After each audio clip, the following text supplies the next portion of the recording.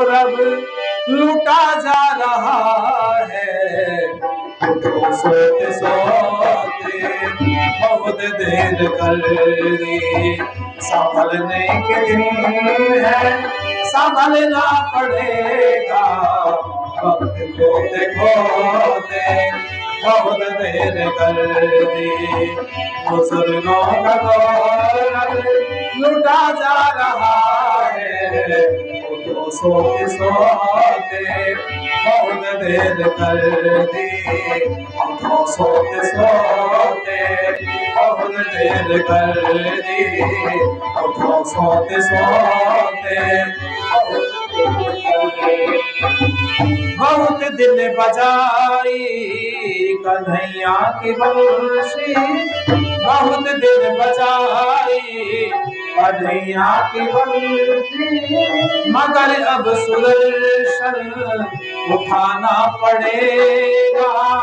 शिव जी के डमरू वे बम बम को छोड़ो, त्रिशूल घर में सजाना पड़ेगा।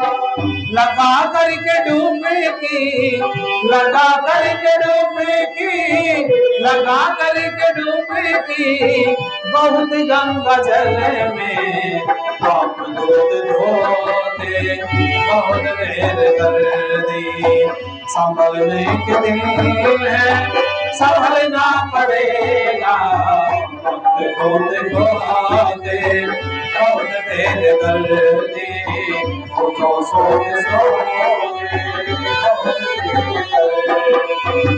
विदेशी विधर्मी लगे ताक में है, मिटाने को बैठे ये हस्ती तुम्हारी। विदेशी विधर्मी लगे ताक में है, मिटाने को बैठे ये हस्ती तुम्हारी। प्रबल संगठन की अब तो जरूरत बढ़े आ रहे हैं आक्रमणकार। घृणा द्वेष भेद भाव, घृणा द्वेष भेद भाव, घृणा द्वेष भेद भाव और आलस के बीच बोते बोते बहुत देर कर दी, संभलने के दिन है संभलना पड़ेगा।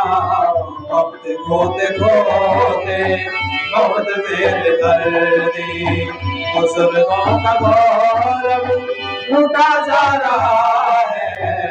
तो सोते सोते बहुत देर कर दी, तो सोते सोते बहुत देर कर दी, तो सोते सोते बहुत देर कर दी।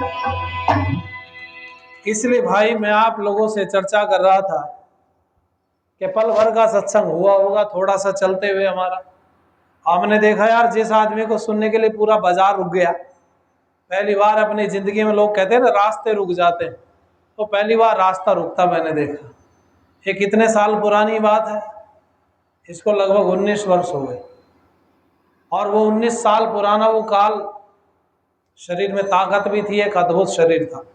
उनको मैंने असदपुर सरसावा में भी देखा, जहाँ वो आश्रम बना रखा था मानव कल्याण आश्रम के नाम से। जाते थे अंदर को तो वो सीधे हाथ पे था, मोड़ पे। आज झोपड़ी पड़ी हुई थी, उसके ऊपर 2 कमरे थे, बीच में छोटी सी जगह थी। एक ही बार मैं वहां गया, वहां मैंने देखा। हमने कहा आचार्य जी कार्यक्रम करना है। हमने कहा 2 दिन हो गया आपके पास थाली रोटी खाते हुए, तो हमने कहा प्रवचन कराओ आज। तो ठीक है गांव में चलते, शाम को गांव में भजन हुए। फिर अगले दिन उन्होंने पता नहीं किस किस को फोन किया, तो 50-60 टीचर आए वहाँ इकट्ठे होकर के, किसी मुहिम से जुड़े हुए थे उन दिनों वो लोग। फिर उनके साथ में कार्यक्रम हुआ और वो ऐसा जुड़ाव आचार्य जी से हुआ, वो आज तक रहा। मैं आप लोगों से निवेदन करूंगा, ये जो काल चल रहा है, आदरणीय स्वामी जी भी एक शब्द बोल रहे थे चौमासा, है नहीं? हम भी बोलते हैं चमासा चल रहा है भाई, चौमासा चल रहा है। इसका मतलब क्या है? लोगों ने कहा भाई, लोग कहते भाई 100 रुपए दिए तो क्या चौमासा चल रहा है। अरे बोलो, ऐसे ही बोलते हैं कि नहीं? देसी भाषा ही भाई। कोई आदमी अगर किसी से कुछ पैसे दे ले, मांग ले, तो क्या कहे? चौमासा चल रहा। आदमी के घूमने चल रहा, भाई ने चौमासा चल रहा। अच्छा, इसका मतलब क्या है? इसका मतलब समझाता हूं आज मैं आपको, आप ध्यान देना थोड़ा सा। ये चमासा जो शब्द है ना, चौमासे से बना है। और चौमासा, चौ माने चार, मासा माने मास, महीने, और चौमासा बना है चातुर्मास से। चातुर्मास का मतलब भी वही है, मतलब चमासा, चौमासा और चातुर्मास, ये तीनों शब्द एक ही। इनका अर्थ एक ही निकलता है कि 4 महीने। कौन से 4 महीने? अर्थात चातुर्मास वाले महीने, यही 4 महीने गिने जाते हैं जिनमें वर्षा होती है। और वर्षा ऋतु को ही चौमासा बोलते हैं। और लोग कुछ तो कहें चौमासा चल रहा है भाई, कहीं घूमने चलो, तो कुछ कुछ कहते हैं भाई बरसात चल रही, चाहे बारिश 1 महीने से ना पड़ी हो, और आप कहो भाई 100 रुपए दे दे, क्या बरसात चल रही भाई। इसका मतलब बरसात है, तो बरसात यहाँ चौमासा और चातुर्मास एक चीज का द्योतक बन गया हमारे बीच में, कि अगर चौमासा है तो पैसा पास में। अरे बोलो, क्यों बोलते हैं ऐसा? इसके पीछे कारण है। ये बात गांव में बोली जाती है, या दुकान पे बैठा हुआ सेठ जी भी बोलते हैं। बोलो, गांव में बोली जा। सेठ जी का क्या मतलब चमासे से? सेठ जी दुकान पे नगद सामान ले रहे, नगद दे रहे, उनका तो काम चल रहा है। ये गांव में इसलिए बोला गया क्योंकि भारत कृषि प्रधान देश है। यहाँ खेती बाड़ी होती है, और खेती बाड़ी से जुड़ा हुआ सब व्यवस्था है। तो किसान के पास में पैसा खेती से आता है, और इन 4 महीनों में कोई फसल किसान की, अरे बोलो भाई, भाई कोई चारा बेच ले तो उसकी नहीं कहता मैं। कोई चारा बेच ले या कुछ और काम कर ले तो बहुत।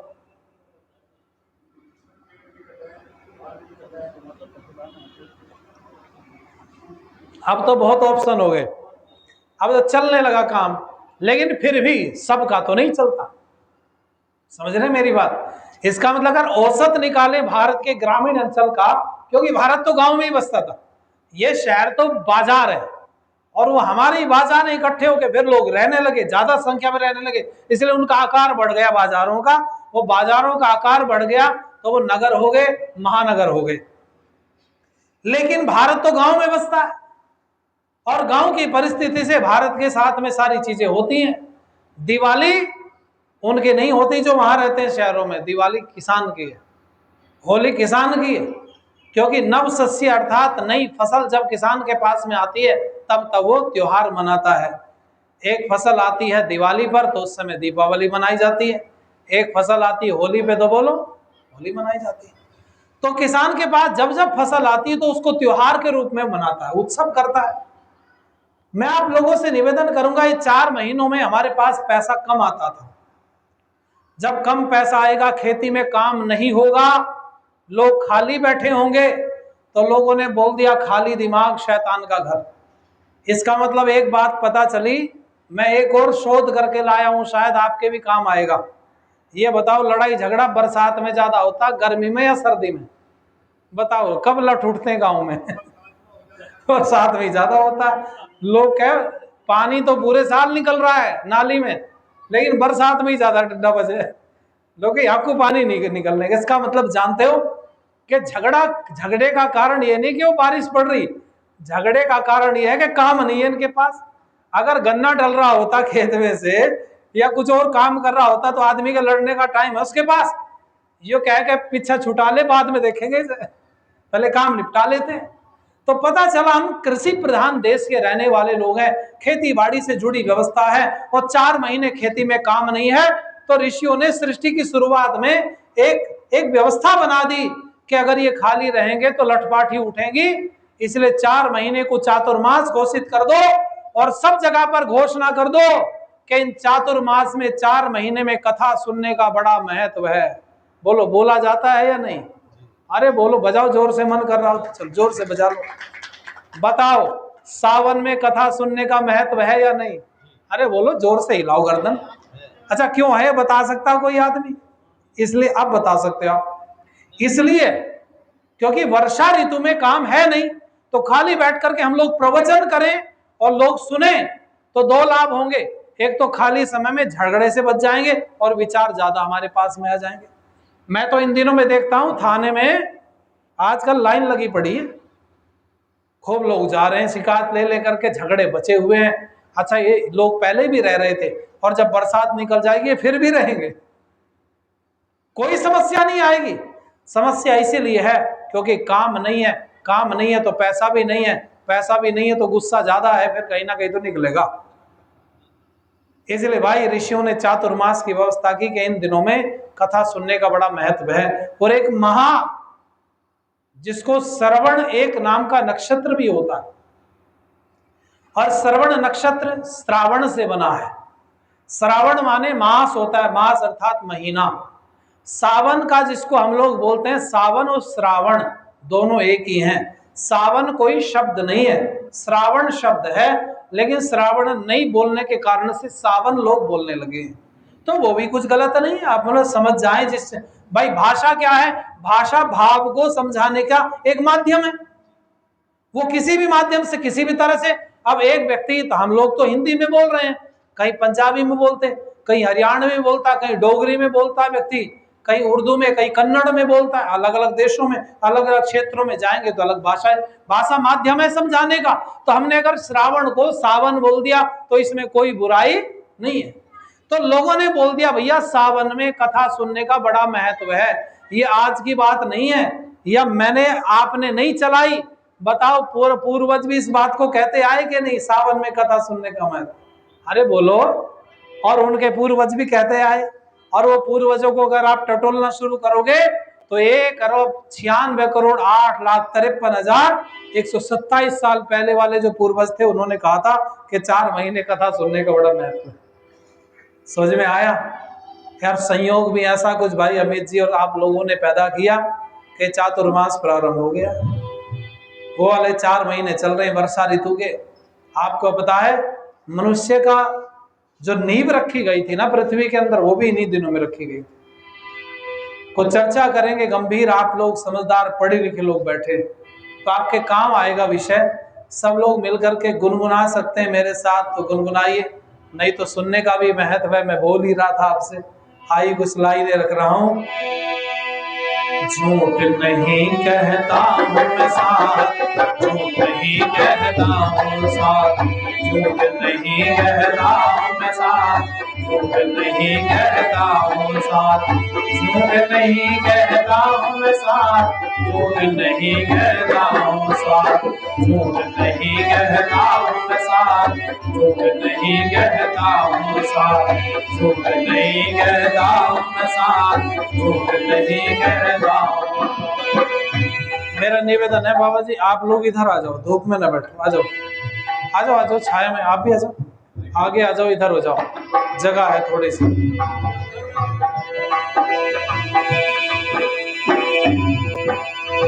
शिक्षा ले लो यही समय है, शिक्षा ले लो यही समय, यह जग क्या है विद्यालय, शिक्षा ले लो यही समय, यह जग क्या है विद्यालय। अरे तुझे क्या खबर नहीं है, पुस्तक यहाँ हर एक हृदय, अरे तुझे क्या खबर नहीं है, पुस्तक यहाँ हर एक हृदय। जाने उसी को आलिम जाने, जाने उसी को आलिम जाने, जिसने यह पुस्तक दी बात। झूठ नहीं कहता हूँ साथ, झूठ नहीं कहता हूँ साथ, झूठ नहीं कहता हूँ साथ, झूठ नहीं कहता हूँ। माना तूने सिंह पछाड़े, मस्त गजों के दंत उखाड़े, माना तूने सिंह पछाड़े, मस्त गजों के दंत उखाड़े। अरे हुआ क्या शत्रु दुर्ग पर, तूने विजय के झंडे गाड़े, अरे हुआ क्या शत्रु दुर्ग पर, तूने विजय के झंडे गाड़े। जीत न पाया जब तू अपने, अरे जीत न पाया जब तू अपने अंदर घुसे शत्रु बन पार। झूठ नहीं कहता हूँ मैं साथ, झूठ नहीं कहता हूँ साथ, झूठ नहीं कहता हूँ मैं साथ, झूठ नहीं कहता हूँ साथ, झूठ नहीं कहता हूँ मैं साथ। घी शक्कर जर जेवर नकली, आंख दांत दिल व जिगर नकली। घी शक्कर जर जेवर नकली, आंख दांत दिल व जिगर नकली। अफसर नकली, नेता नकली, भक्त है नकली तो ईश्वर नकली। अफसर नकली, नेता नकली, भक्त है नकली तो ईश्वर नकली। जान न पाते चतुर पार की, अरे जान न पाते चतुर पार की, हीरा कौन कौन है कांच। झूठ नहीं कहता मैं साथ, झूठ नहीं कहता हूँ साथ, झूठ नहीं कहता हूँ मैं साथ। लेकर जो बंदूक दुनाली, करते भारत की रखवाली। लेकर जो बंदूक दुनाली, करते भारत की रखवाली। वो जवान शादी बारात के, आगे बजा बजा कर ताली। वो जवान शादी बारात के, आगे बजा बजा कर ताली। हया शर्म को छोड़ सड़क पर, अरे हया शर्म को छोड़ सड़क पर, नाच रहे बेहूदे नाच। झूठ नहीं कहता मैं साथ, झूठ नहीं कहता हूँ साथ, झूठ नहीं कहता हूँ मैं साथ, झूठ नहीं कहता हूँ साथ, झूठ नहीं कहता हूँ मैं साथ, झूठ नहीं कहता हूँ साथ, झूठ नहीं कहता हूँ मैं साथ, झूठ नहीं कहता। इसलिए भाई परमात्मा ने, देखो जोर से बजाओ, फटक निकल जाए आपकी भी। ना तो शांत बैठे रहो, कोई बात नहीं। इन दिनों में परमात्मा ने सृष्टि की रचना की। जब चैत्र का महीना आता है तब प्रारंभ हुआ, और उसके बाद में जब मनुष्य है, उस मनुष्य का गर्भाधान पृथ्वी के अंदर इन्हीं दिनों में हुआ।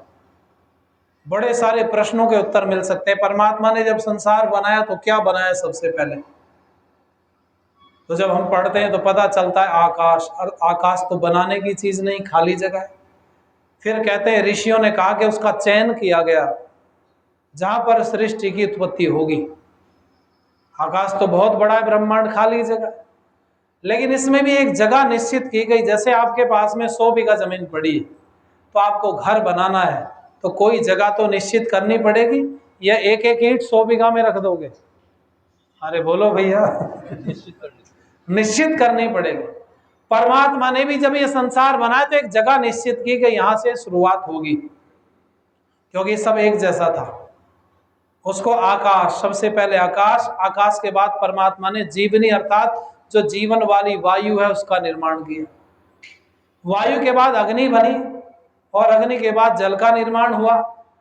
और जब अग्नि और जल बन गए तो जल के बाद में फिर ठोस, जो आपको सूर्य, चंद्रमा, ग्रह, नक्षत्र, तारे, पृथ्वी आदि दिखाई देते हैं, इनका निर्माण हुआ। और इनके बाद में फिर वनस्पति का निर्माण हुआ, और वनस्पति के बाद जीव जंतु, और जीव जंतु के बाद में फिर मनुष्य का निर्माण हुआ। ये एक क्रम है संसार का। क्रम इसलिए है, मैं आपसे पूछूं रोटी पहले आएगी या गेहूं पहले आएगा? बोलो, गेहूं पहले आएगा या पौधा पहले आएगा? अच्छा, पौधा पहले आएगा या जमीन पहले आएगी? अब आप ये समझो, पृथ्वी पहले आएगी या पानी पहले आएगा? बोलो। अब आप कहोगे पृथ्वी का और पानी का क्या संबंध है, तो आपको बता देता हूं।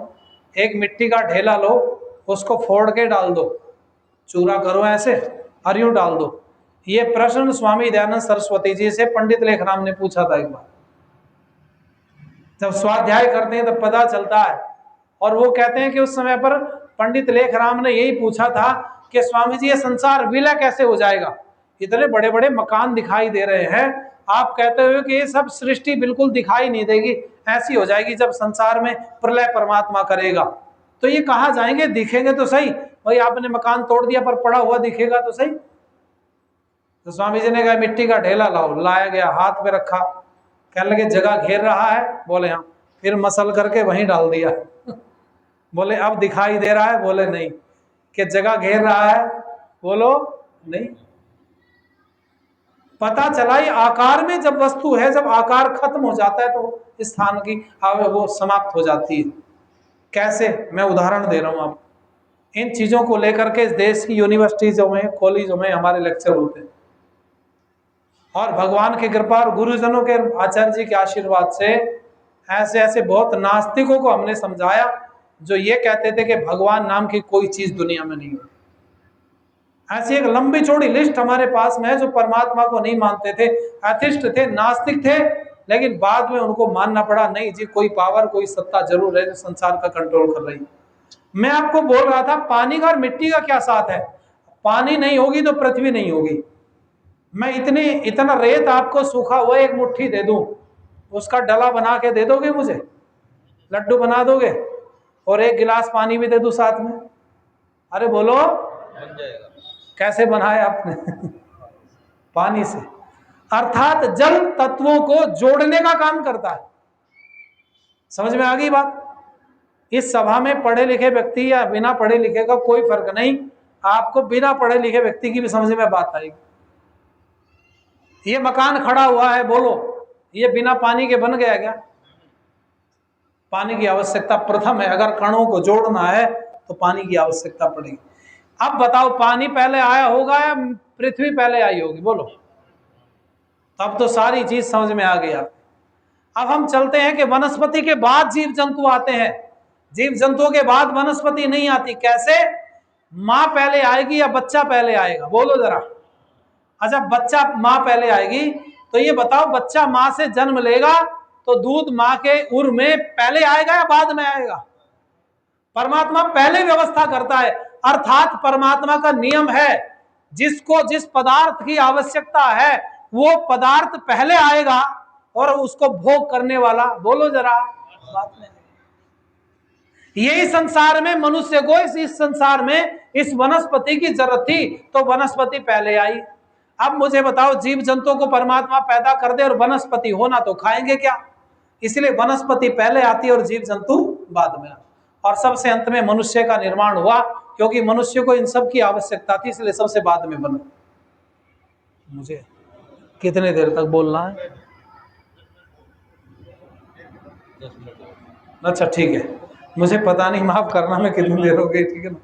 जब आप बोलेंगे तो मैं, हाँ जी, टाइम ना देखें तो नहीं देखने के जी। फिर एक शर्त होगी जी, फिर आप भी ना देखियो। कहीं ऐसा ना हो कि गड़बड़ हो जाए, मैं तो देखो नहीं, फिर आप देखना शुरू कर दें। थोड़ी देर सुनिएगा, आपको आनंद आएगा। अच्छा ठीक। तो ये जो संसार बना कैसे, गर्भ कैसे तैयार हुआ? मेरा एक प्रवचन पढ़ा हुआ है, करोड़ों लोगों ने उसको देखा। बिना बीज के पौधे, टाइटल है उसका, बिना बीज के पौधे। अर्थात बिना बीज के भी पौधा पैदा हो सकता है। आप कहोगे कैसे हो जाएगा? तो आप किसान हैं, आपसे अच्छा कौन जानता है। आप हर बार स्प्रे मार के जमीन में पौधे नष्ट करते हो या नहीं? अरे बोलो। और कब नष्ट करते हो? जब उन पर बीज आ जाता है तब, या बीज आने से पहले नष्ट कर देते हो? बोलो। पहले। मैं भी किसान का बेटा हूं, आप भी किसान के बेटे हैं। जब बीज आने से पहले आपने उस पौधे को नष्ट कर दिया, फिर अगली बार खेत में कहां से आ गया? सोचने वाली बात है कि नहीं? और आप कहो पास के खेत से 1-1 किलोमीटर तक लोगों ने वो स्प्रे मार दिया, सब खत्म बीज, लेकिन अगली बार फिर पैदा हो गया।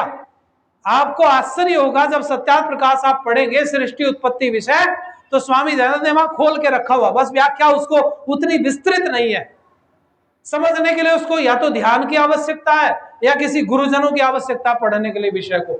बीज के 5 तरीके दिए, अर्थात 5 अर्थ हैं बीज, कारण, हेतु, प्रकार, निमित्त। आप समझो जरा बीज का मतलब क्या है। वो चपटा, गोल, लंबा, पतला, वो जो आपके हाथ में आया ना, वो केवल बीज नहीं है।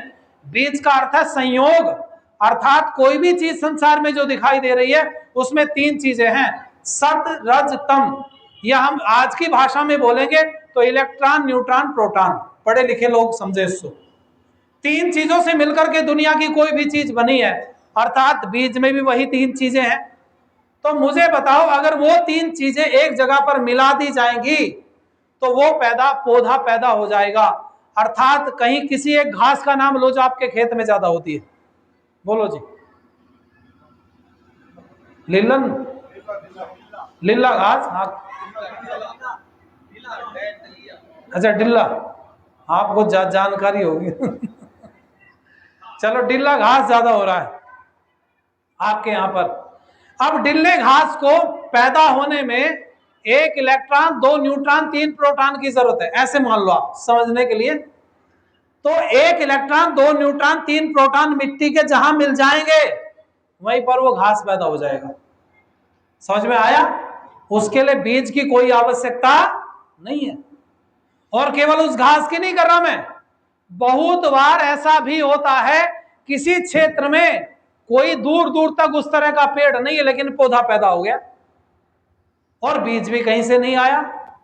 वो प्रकृति जो वहां की है, आप देख रहे हो, जो घास अब से 15 साल पहले खेतों में होती थी, आज वो घास है या बदल गई? बोलो, क्यों बदल गई? उसका कारण ये है, हम जो स्प्रे कर रहे हैं या जमीन के जो तत्वों का समीकरण बदल रहे हैं, वो समीकरण बदलेगा तो समीकरण बदलने से हो सकता है वो ढीला घास ना हो लेकिन कोई और घास हो जाएगा, क्योंकि समीकरण तो रहेगा और जिस पौधे का समीकरण होगा वो अपने आप जम जाएगा। पृथ्वी का एक स्वभाव है पौधा पैदा करना। क्या स्वभाव है बोलो जरा? उसको आप और हम रोक नहीं सकते।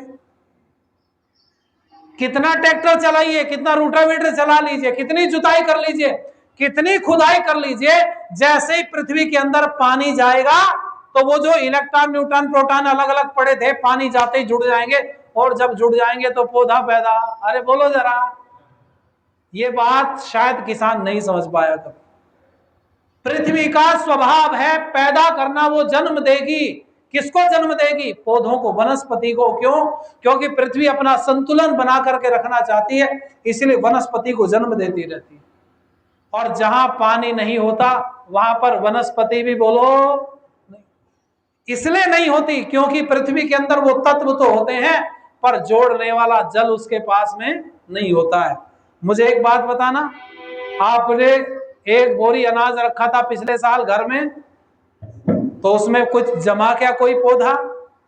अरे बोलो, आपने 10, 20, 50 क्विंटल गेहूं रख रखे हैं, एक भी नहीं जमा। एक बोरी एक साल से तुम्हारे घर पर रखी है गेहूं भरी हुई, एक भी तो नहीं जमा। लेकिन एक दिन पानी का गिलास लेके जा रहे थे, रिश्तेदार आए थे पानी पिलाने के लिए, ठोकर लगी और एक गिलास पानी बोरी पे गिर गया। अब तीसरे दिन बताओ क्या हुआ? अरे बोलो भाई, मिट्टी है वहां? अरे बोलो, फिर कैसे जम गया? वो जो गेहूं का पौधा है, बीज है ना, उस गेहूं के बीज के अंदर इलेक्ट्रॉन, न्यूट्रॉन, प्रोटॉन परमात्मा ने बंद कर दिया और आपने सुखा दिया और सुखा के रख दिया। जैसे ही पानी उनके अंदर गया तो वो जो तत्व उस बीज के अंदर थे वो आपस में मिल गए और जैसे ही मिले तो पौधा पैदा। अरे बोलो जरा, संसार में वनस्पति ऐसे जन्म ली, और जब वनस्पति जन्म ली तो आप तो देखते ही हैं, जहां पौधे होते हैं वहां कीड़े अपने आप पैदा हो जाते हैं। बोलो हाँ या ना? खूब हो जाते हैं। वो वनस्पति से ही जीव जंतु पैदा होते हैं।